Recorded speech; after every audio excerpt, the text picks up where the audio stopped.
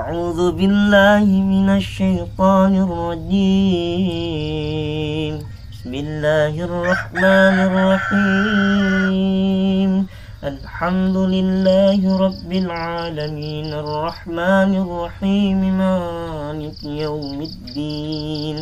إياك نعبد وإياك نستعين اهدنا الصراط المستقيم صراط الذين أنعمت عليهم غير المغضوب عليهم ولا الضالين.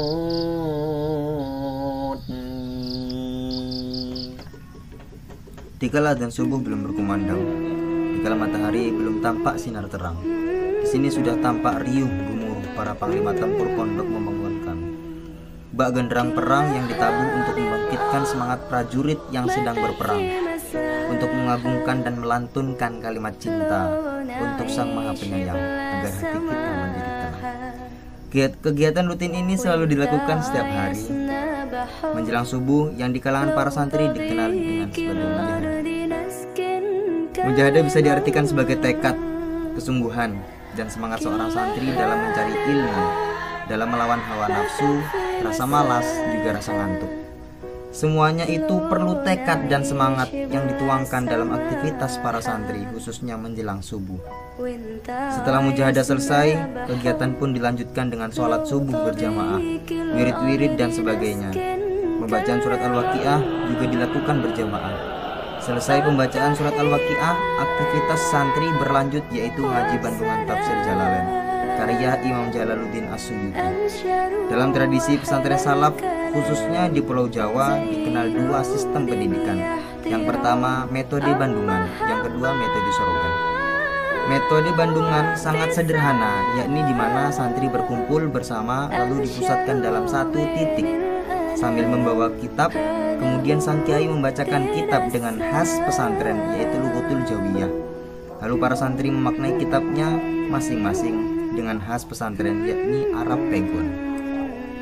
Arab Pegon adalah tulisan yang tertulis Arab, namun ketika dibaca berbahasa Jawa atau Indonesia.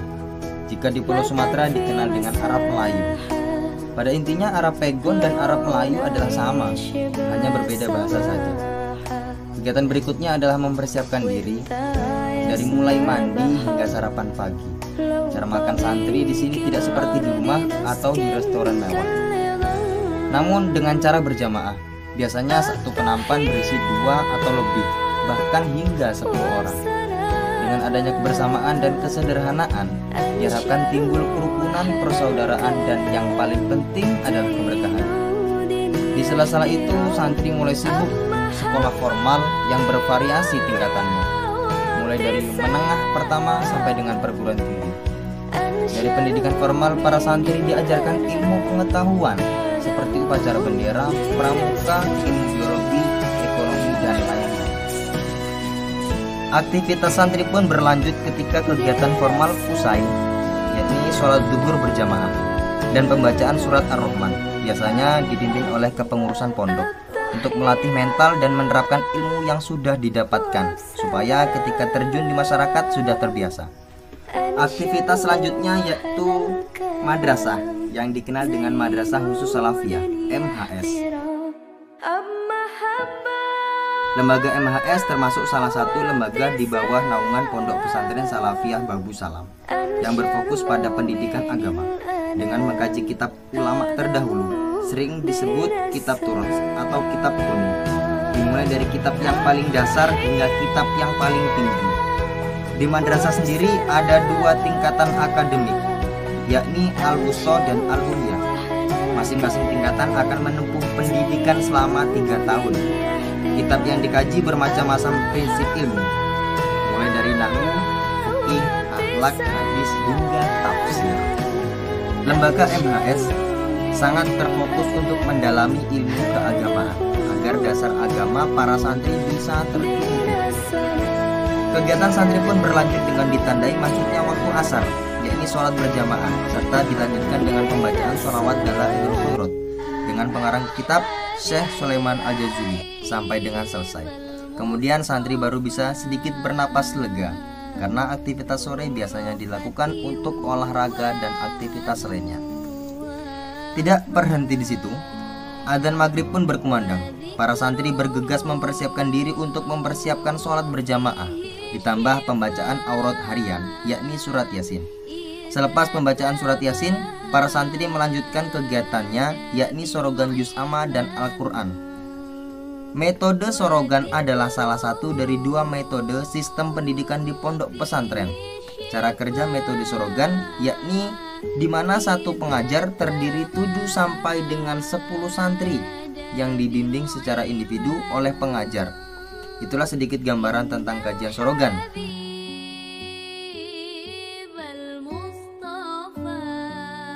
Kegiatan berlanjut untuk melakukan jamaah isya dan sholat witir.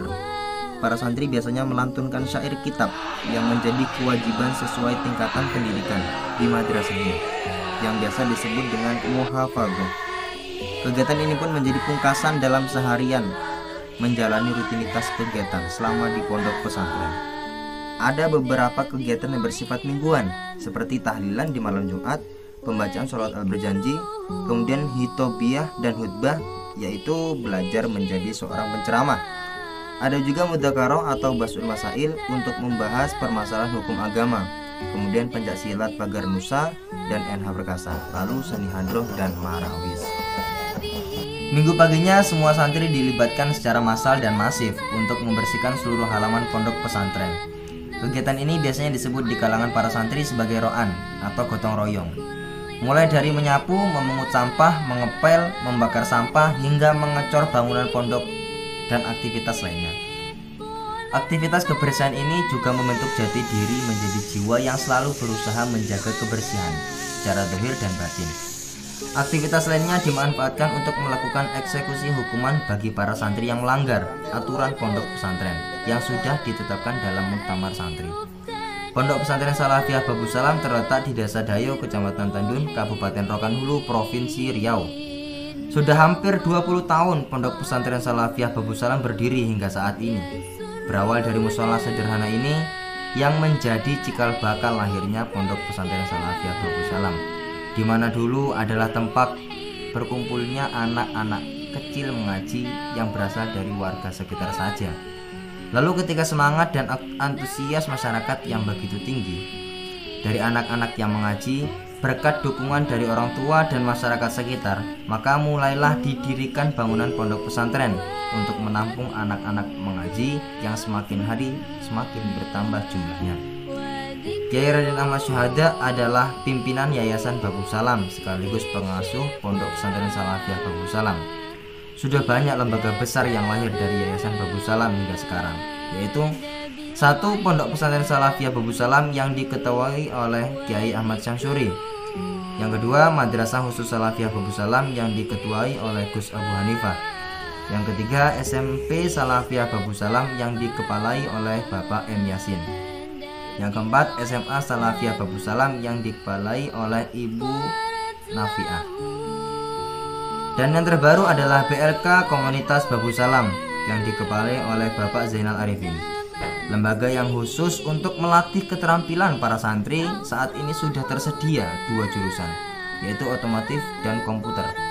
Semua lembaga ini berada di bawah naungan Yayasan Babus Salam, saling bersinergi untuk terus melayani dengan sepenuh hati dan berusaha mendidik agar para santri tidak hanya memiliki ilmu pengetahuan, namun juga memiliki akhlak dan keahlian khusus yang bisa dikembangkan ketika pulang di rumah. Kilas balik 20 tahun perjalanan Pondok Pesantren Salafiyah Babus Salam dan eksistensi prinsip modernisasi berbasis tradisi.